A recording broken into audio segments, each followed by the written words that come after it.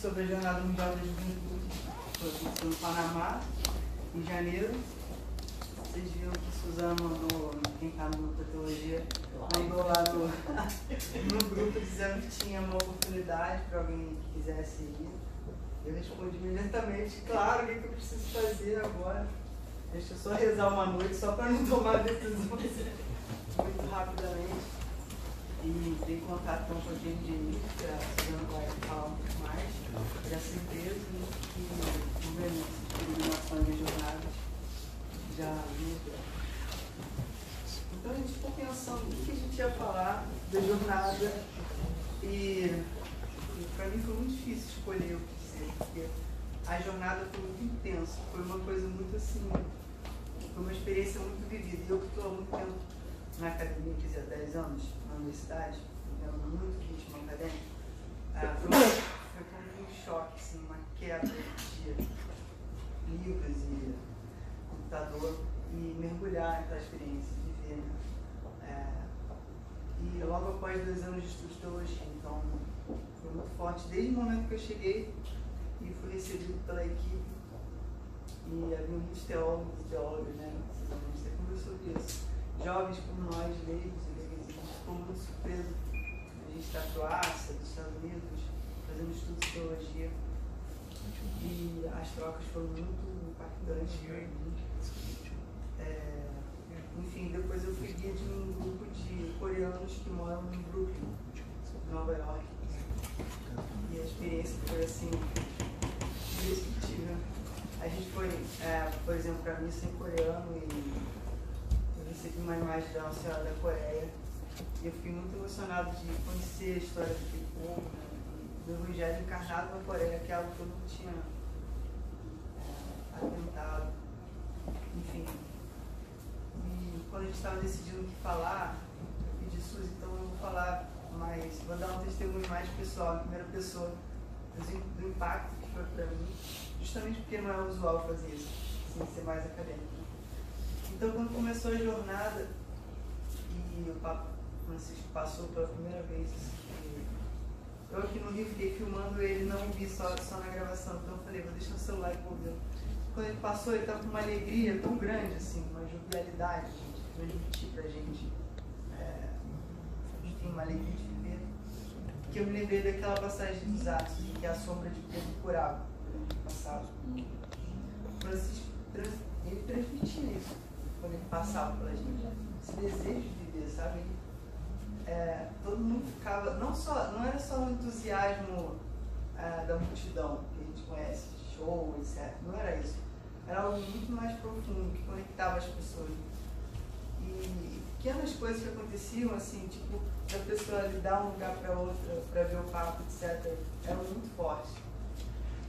E uma coisa que também me impactou muito foi a homilia, a Suzana vai explorar um pouco mais isso, a homilia do arcebispo de Boas-Vindas, os peregrinos, né, falando da história da teologia e da igreja na América Latina, dos mártires, dos santos, e valorizando o lugar dos pobres, dos negros, dos indígenas.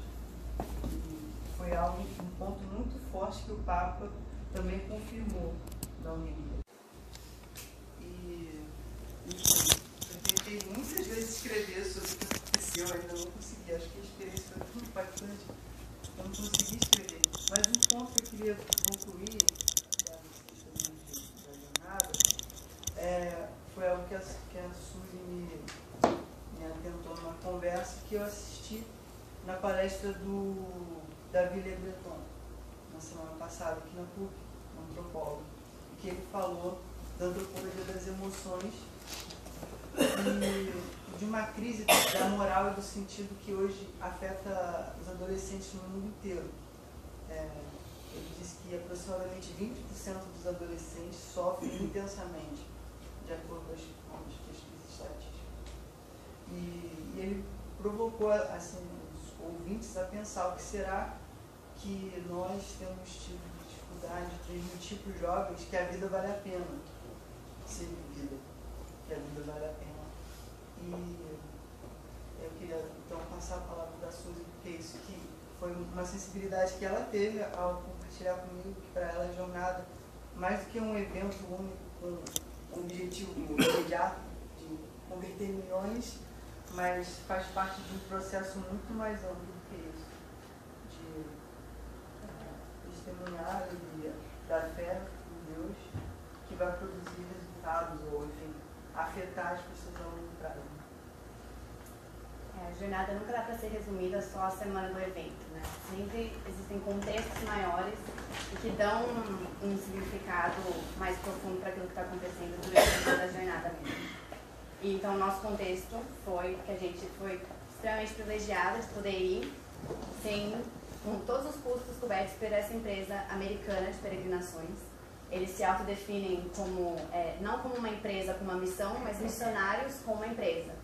A preocupação deles é que os grupos de jovens façam realmente uma peregrinação que seja uma jornada pessoal, íntima de encontro com Cristo.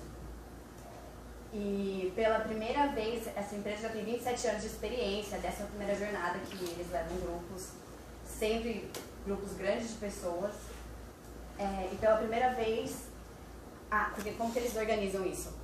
Na semana anterior à jornada, eles treinam alguns guias para guiarem esses grupos de peregrinos que eles estão levando a grande maioria dos Estados Unidos. Então a gente foi como guia, chegamos na semana anterior à jornada para ter uma formação e um treinamento sobre a história do Panamá, saber como usar o transporte público na cidade, entender melhor as dinâmicas de jornada, porque tem muito guia que não tem experiência de JMJ, não sabe como é que é e tal. Então o nosso privilégio não foi só por ter ido com todos os gastos cobertos, mas também por ter tido um treinamento que ajudou a gente a contextualizar de uma maneira ainda mais profunda o significado da jornada ter sido no Panamá. O Panamá foi a primeira cidade estabelecida nas Américas em 1510 e a diocese de Santa Maria la Antigua de Darien foi a primeira diocese terra firme nas Américas. Então, assim, vários fatos interessantes que dão ainda mais sentido para essa jornada que é a primeira realizada na América Central. Já é a 32ª Jornada Mundial da Juventude, 16ª edição internacional, mas é a primeira na América Central. Num país tão pequeno, tão marcado por conflitos dentro desse contexto que é a América Central, né? Mas uma coisa que o próprio bispo, o Joa, fez questão de ressaltar foi justamente que Deus escolhe os pequenos para realizar grandes coisas, né? Então, Panamá foi capital da juventude durante esse tempo, porque ousou sonhar em realizar esse evento de grande porte, apesar de todas as limitações, apesar de ser tão pequeno e ter tantas dificuldades. No grupo uma coisa que eu acho legal de comentar é que nesse grupo de guias teve um número significativo de guias brasileiros e de guias colombianos, que eu acho muito legal, porque é uma empresa americana levando grupos, a grande maioria dos Estados Unidos ou do Canadá, sim, pessoas que não estão acostumadas com, né, não sabem o que é viver o contexto de América Latina e das dificuldades que a gente tem. Mas, então, houve esses dois grupos, né, de brasileiros e colombianos ali para guiar os peregrinos e dar uma perspectiva diferente para esses grupos que estavam vindo e iam ter a experiência da jornada do Panamá. Então, desde esse fato, assim, né, de ter essa presença latino-americana junto da empresa e de ter toda a experiência da jornada num país tão especial dentro do contexto das Américas, para mim foi ainda mais impressionante prestar atenção em vários pontos que repetidamente tanto o Bispo Joa quanto o Papa Francisco ressaltavam nos discursos e nas homilias que eles faziam. Houve uma atenção muito grande dada aos povos indígenas e aos afrodescendentes da América Central. Na semana anterior à jornada, teve o Fórum JMJ, que foi realizado fazia parte dos Dias nas Dioceses, que é uma das propostas de agenda assim, da jornada, de preparação para a jornada. Teve, então, na Costa Rica e no Panamá também um encontro de jovens da cultura indígena e afrodescendentes para pensarem no lugar específico delas, dentro do contexto que é a jornada, dentro do contexto que é a igreja. E também isso como fruto do Sínodo dos Jovens, que tinha acabado de acontecer em outubro. Então, foi a primeira jornada em que se colocou, assim, né, foi separado um lugar especificamente para os indígenas e para os afrodescendentes. Enquanto jornada também, foi a primeira jornada que teve uma preocupação ecológica, apesar de ainda muito caoticamente, né, até por ser a primeira vez, eles tentaram fazer reciclagem nos eventos principais e tudo mais, mas assim, na prática é uma coisa muito complicada, porque as pessoas não têm essa cultura de reciclar, e dois, os números de pessoas atendidas são absurdos, né, então eles tinham caixas de papelão espalhadas pelos, né, as áreas principais dos eventos, e cada uma com uma designação diferente de reciclar, mas no final do dia estava tudo transbordando, assim, tá? Mas assim, né, a primeira jornada, então pelo menos é um passo, né, em direção a uma conversão ecológica que o Francisco tanto fala, né? Deixa eu olhar aqui que eu anotei uns pontos específicos que eu quero falar sobre as homilias. O Bispo Ulloa, ele falou muito da espiritualidade da desinstalação antes de começar a jornada. E que é algo que a empresa de peregrinação que levou a gente também sempre fala isso é um aspecto fundamental para se fazer uma verdadeira experiência da jornada. O desinstalar-se, né? Sair da sua comodidade, porque é aí que quando você sai do seu mundinho que você se abre realmente para experimentar a graça, num contexto diferente, né? Você sai da sua comodidade, você fica incomodado e você necessariamente tem que ser flexível e ver como lidar com aquela experiência que você está vivendo, com pessoas tão diferentes, mas que todas estão buscando viver uma mesma experiência de encontro com Cristo, né? E isso é a jornada. Toda a Jornada Mundial da Juventude é o encontro com Cristo. Normalmente as pessoas falam, é o encontro dos jovens com o Papa e tudo mais, mas para todas as pessoas que eu conheço, que têm o costume de ir numa jornada, não é isso que eles falam, né? Não estou indo para o encontro com o Papa, eu estou indo para o encontro com a igreja, com outros jovens, com pessoas de realidades completamente diferentes, maneiras de celebrar completamente diferentes, línguas diferentes, mas todas celebrando essa mesma fé, né, em Cristo. E de reconhecer, então, Cristo presente no outro, que é tão diferente, mas que une a todos. O Bispo Ulloa também falou muito da ousadia de sonhar, isso como sendo uma característica da juventude, e que depois o Papa Francisco também falou várias vezes que a gente só deixa de ser jovem quando a gente para de sonhar. Porque, e isso é uma coisa que o Sínodo fala, o Sínodo dos Jovens, no momento final, fala que a juventude é um dos lugares teológicos para entender quais são os novos caminhos que Deus está propondo para o futuro. Porque o jovem é muito fogo, né? Sempre com muita sede de encontrar Cristo nas realidades que ele está vivendo, nas diferentes crises que o mundo atual coloca. Então, né, essa espiritualidade da desinstalação e a capacidade de sonhar como dois aspectos, assim, para se realizar a jornada não só enquanto evento, a jornada espiritual mesmo, para que seja um encontro pessoal de cada um com Cristo e com a igreja como um todo. Papa Francisco, como sempre, teve várias mudanças na agenda, aquelas coisas típicas de Francisco.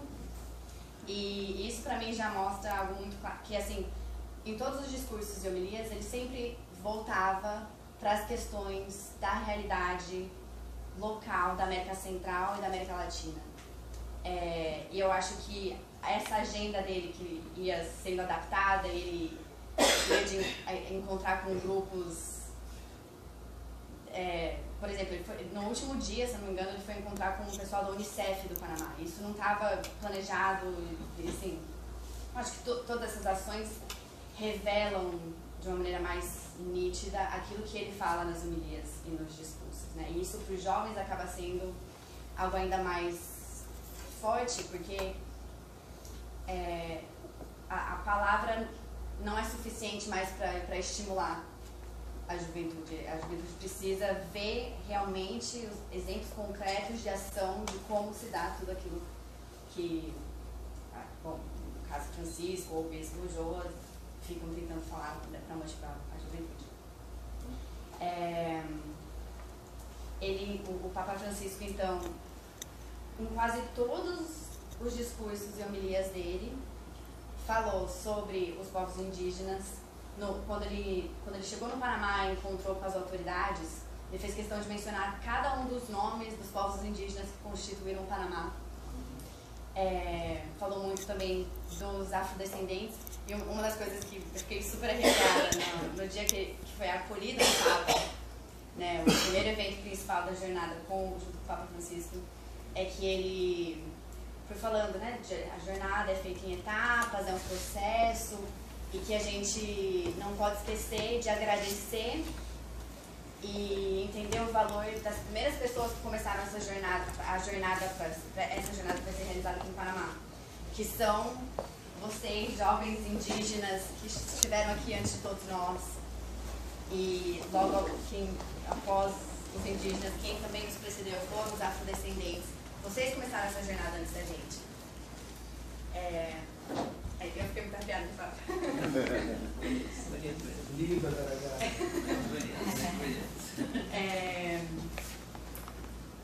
Mas daí ele sempre contextualizava essas questões das dificuldades que a juventude da América Central tem que lidar. Narcotráfico, exploração sexual, feminicídio, guerras civis, exploração econômica. Todas essas questões marcam muito as juventudes da América Central e da América Latina, né? E um tema que sempre surgia era a questão da esperança. Porque muitas vezes os jovens eram chamados, assim, o contexto que o Papa Francisco dava, né? Que muitas vezes os jovens, então, dessas realidades da América Latina são chamados a colocar esperança em algum outro lugar. Imigração, vai para outro lugar, que daí lá você vai conseguir fazer alguma coisa, ou colocar esperança num futuro, porque então a gente vai construir aquele futuro. Uma esperança nunca presente, nunca agora, no lugar onde o jovem está. E então o que o Papa Francisco quis deixar muito claro, principalmente no evento final, é que os jovens têm que lembrar que eles não são o futuro de Deus, eles são o agora. E a esperança, que tem que ser o motor para as ações que os jovens buscam para criar um mundo melhor, essa esperança tem que ser atual, agora, no momento que a pessoa está passando. E então, olhando assim, numa perspectiva panorâmica, para mim a jornada simboliza isso. É uma bomba de esperança, não é nem um sopro, é uma bomba de esperança para a cidade que está assediando o evento. Porque sempre existem contextos polêmicos de uma JMJ, né? Os gastos financeiros são enormes, as dificuldades que as arquidioceses ficam depois, de dívida com o Estado e não sei o quê, sempre tem isso. Em qualquer país, até nos países da Europa que já sediaram o evento, sempre tem esses problemas. Mas a realidade humana, concreta, de quem vive essa experiência, é muita graça, é muita concentração da graça, porque as pessoas que vão, elas estão abertas para experimentar algo diferente e ver a ação de Deus nisso. E hoje em dia, num contexto, né, que a gente tem tanta notícia negativa, tanta coisa que tira essa esperança da gente, e que o Papa Francisco falou também num dos discursos dele, o cansaço da esperança, que a gente luta, tenta fazer as coisas, lutar pelo reino e tudo mais, e parece que só vem essas coisas negativas, só vem coisa, né, contra essa corrente do bem. A jornada, ela ajuda a fomentar essa esperança de pessoas abertas para a graça, pessoas dispostas a saírem da sua comodidade e viverem realmente o sonho que o Papa Francisco também colocou, que o sonho, que, né, eles falam várias vezes, a ousadia de sonhar e tudo mais, o sonho se chama Jesus, o sonho é Jesus. Então,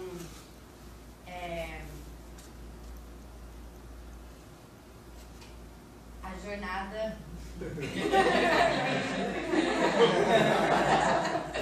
Dá um fecho de olho. Daí, então, a jornada teve também, como primeira vez, um tema mariano, que é o eis-me aqui, o Senhor faça assim isso à sua vontade. E em todos os discursos e as homilias do Papa Francisco e do Bispo Ulloa também, eles sempre voltavam, depois de fazer esse contexto das dificuldades culturais, sociais da América Latina, América Central, e no momento que a igreja está vivendo, eles sempre voltavam para o exemplo de Maria. O sim de Maria é um sim de resistência, porque é um sim que não desiste do sonho que é Jesus, ela que encarnou esse sonho, e é o que nós somos chamados a fazer também, né? É encarnar o sonho que é Jesus. É dar esse sim de resistência, de estar disposto a lutar por aquilo que Jesus colocou como caminho de vida. E isso exige muita paciência, porque o viver essa caminhada no hoje, no momento difícil que é hoje, exige muita paciência, porque a gente tem que entender que tudo é processo, né? As mudanças não se dão de uma hora para outra, e as limitações sempre vão existir, mas o sim se dá a cada dia e você vai encontrando com outras pessoas na caminhada, e isso vai criando uma jornada enquanto vida, né, de construção do reino. E como provocação final, assim, coloco uma pergunta do próprio Bispo Ulloa. Ele colocou isso na cerimônia de abertura da jornada, antes mesmo do Papa Francisco chegar.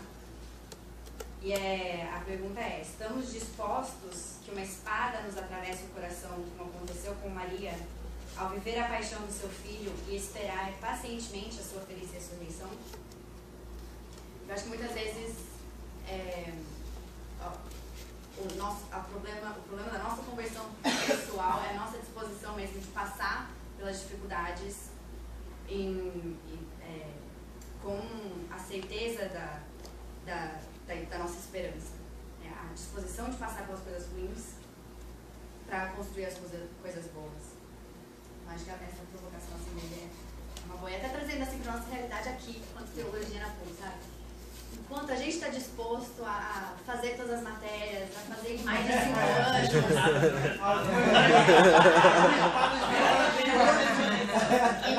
Mais de 5 anos já faz. Muito bom, assim, 9 matérias. Então, quando a gente está disposto a passar por tudo isso, sabendo da certeza que é a ressurreição. Fazer Pentateuco.